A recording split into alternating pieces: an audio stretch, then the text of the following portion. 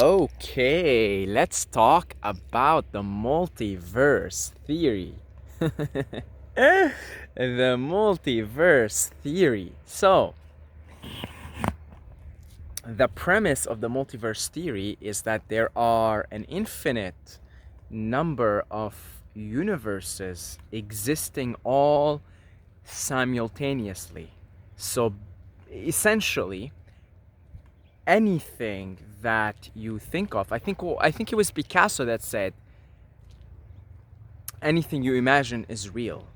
So any possibility that you can perceive of exists in a parallel universe. So right now, the possibility is that this dream character known in the human realm, in the third density human realm as Saeed, is making a video. There is another version of Saeed that's making another video, and another version of Saeed that's taking a shit, another version of Saeed that's singing, another version that's dancing, another version fighting in some war. And essentially, all the possibilities that you can think of simultaneously exist. And they're all the possibilities are happening at once, if you will, because time is an illusion. So anything you imagine is real. I think it was Picasso that said that. So basically, you see this guy here, Goku.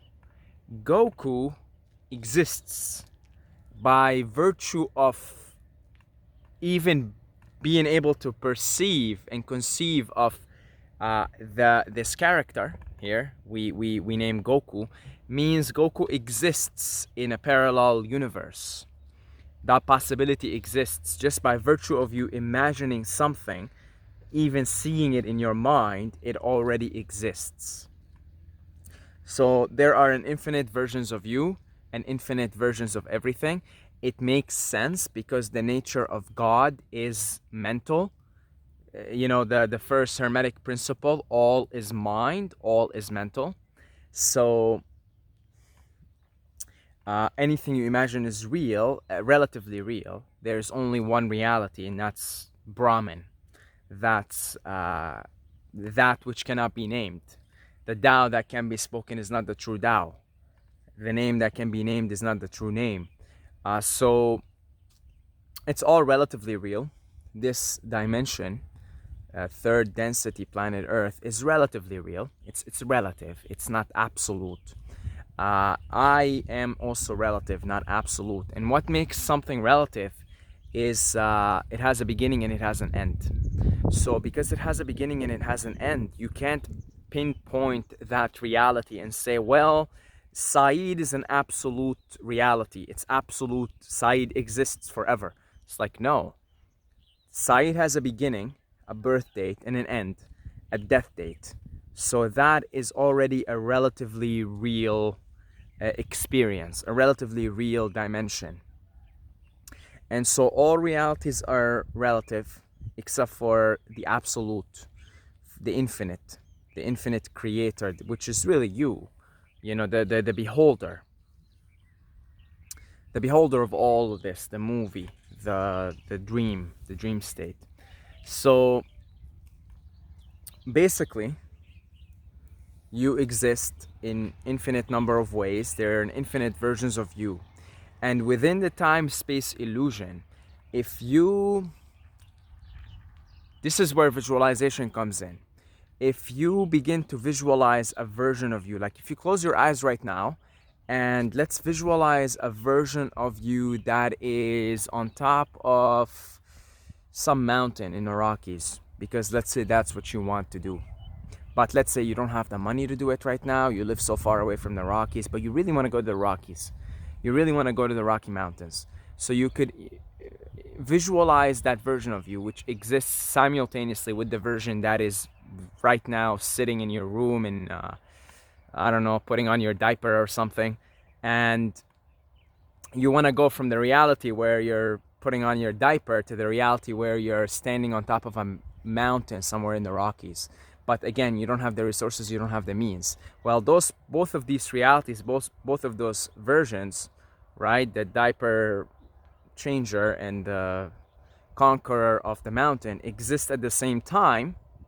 It's just that if you begin to visualize the thing that you want to see happen, if you do it over and over, you're much more likely to live out the version that you currently desire in your current reality, in a time-space illusion.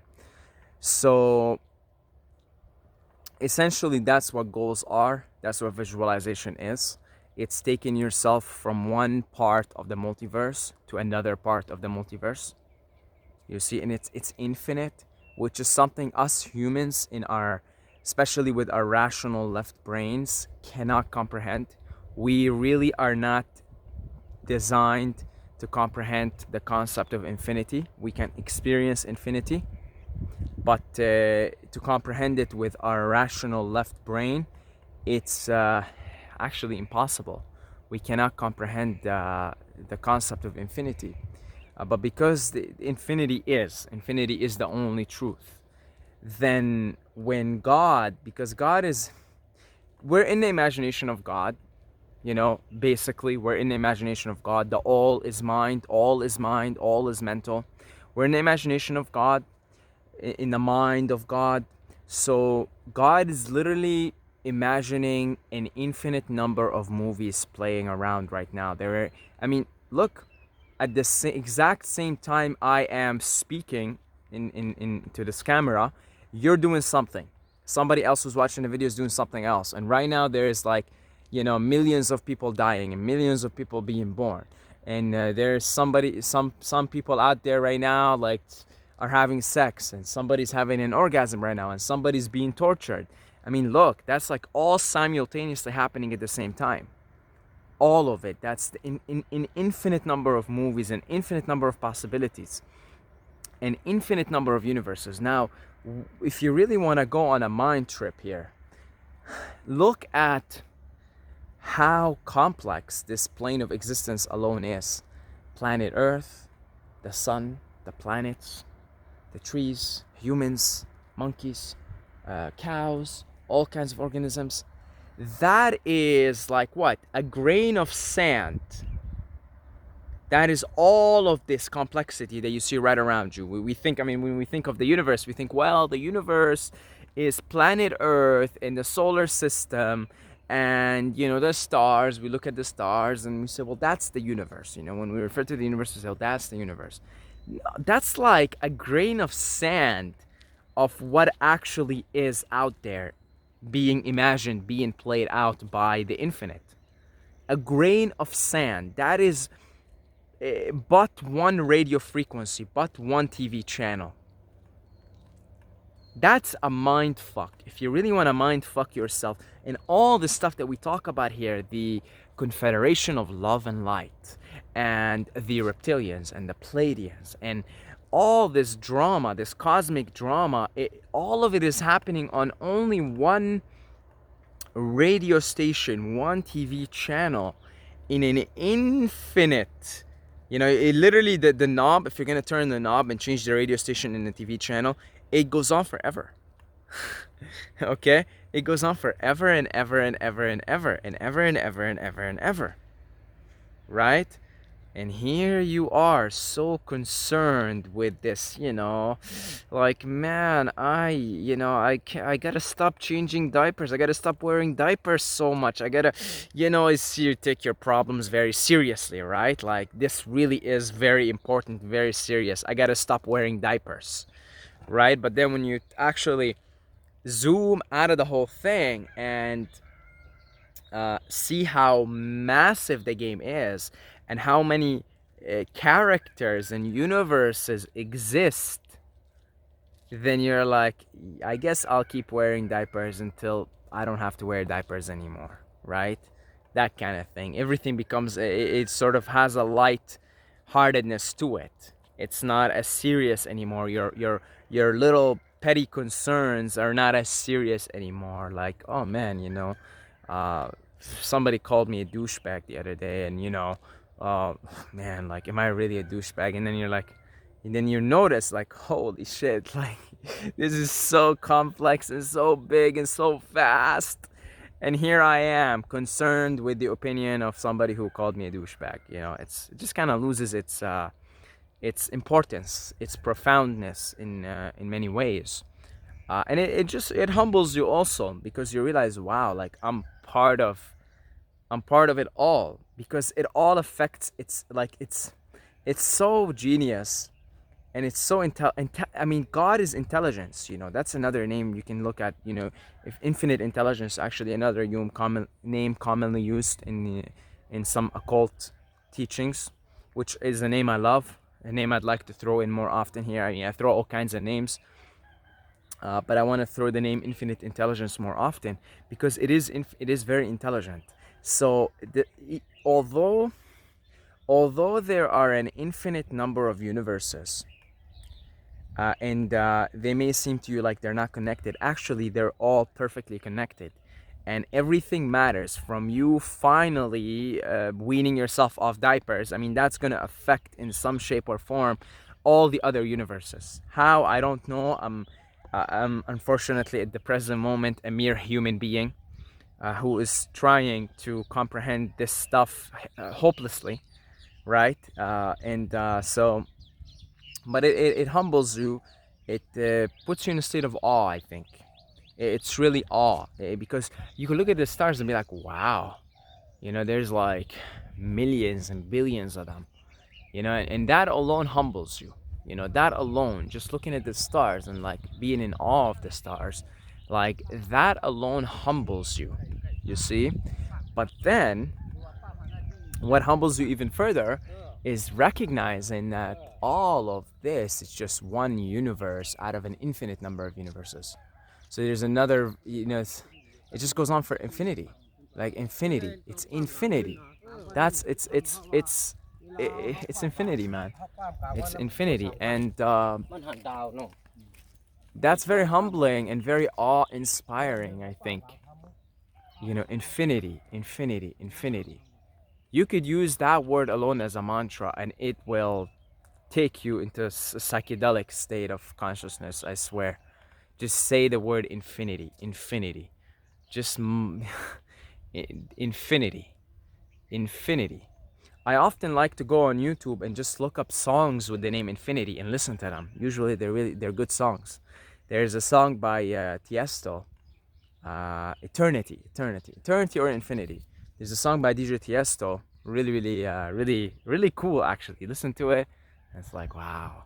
You know, probably why I was so attracted to, and still am actually, to trance music.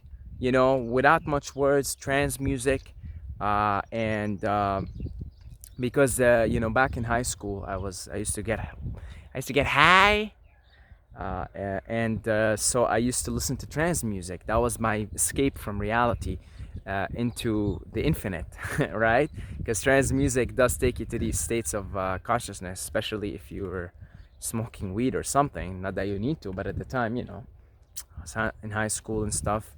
And that was my ritual in the evening or nighttime after everybody went to bed in my house. I'd go to the bathroom and make sure the ventilation is working and everything, and I'd smoke a little weed and listen to trance music and fall asleep that way.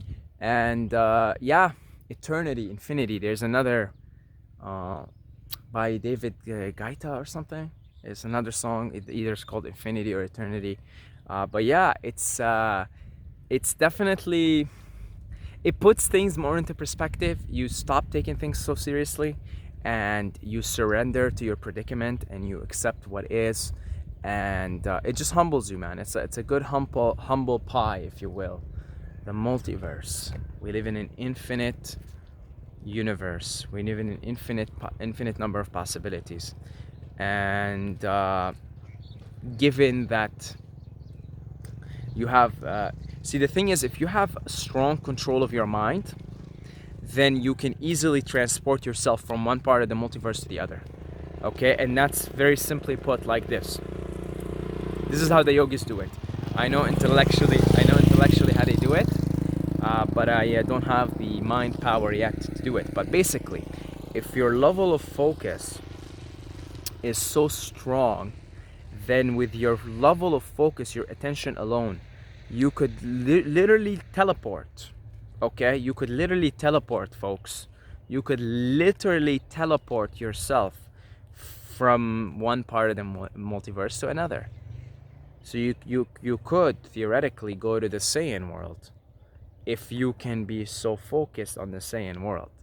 You could go from America to Thailand just by being focused on the part in Thailand that you want to go to. And that requires immense focus levels. It's very difficult for most of us to do it because we're living in the Kali Yuga, the age of darkness, and we have been tinkered with by the reptilians and the Anunnaki to be left brain dominated, you know. So for most of us, it's very, very difficult.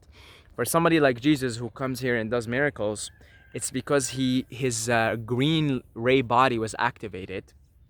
This is according to Ra in the Law of One, and so he already had the predisposition to do miracles just naturally. He didn't have to try. But basically, when you're in the Godhead and you have your God powers, you know, that's how it's done in higher densities, right? It's all the communication is telepathic, and you know, movement is instantaneous. You just think of a place and you're there. So you could, I mean, you could go from, I mean, in the astral planes, when we get our powers back and we, you know, we remember, then yeah, it's basically that's how you travel from one place to another. It's all instantaneous. It's all like this, like, all right, I'm there, I'm there, I'm there, I'm there. And you know, so some yogis, you know, they can also manifest things like a piece of apple. They just have to concentrate on a piece of apple, put all their attention there, and boom, there's a piece of apple. You see? So they went from the part of the multiverse where they were sitting in a cave without an apple to the part of the multiverse where they now have an apple. You see? So you know, it's all God's game. You know, the multiverse is God's game, and God is a player. He loves to play, and so imagines. Creation is imagination. Imagines an infinite number of universes in which it can express itself, experiences itself through, and it's wonderful. It's absolutely wonderful.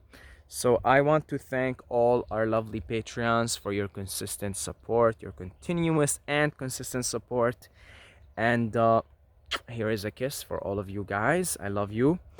If you want to support this community and you've got a couple of bucks a month to throw down our way, then you can do so. In the description is the link. We're up to 31 patrons, which is absolutely amazing for the relatively small number of subscribers on this channel. So thank you guys. I love you.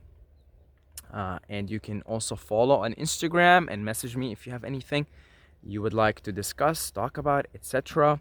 And until next time, may the force be with you.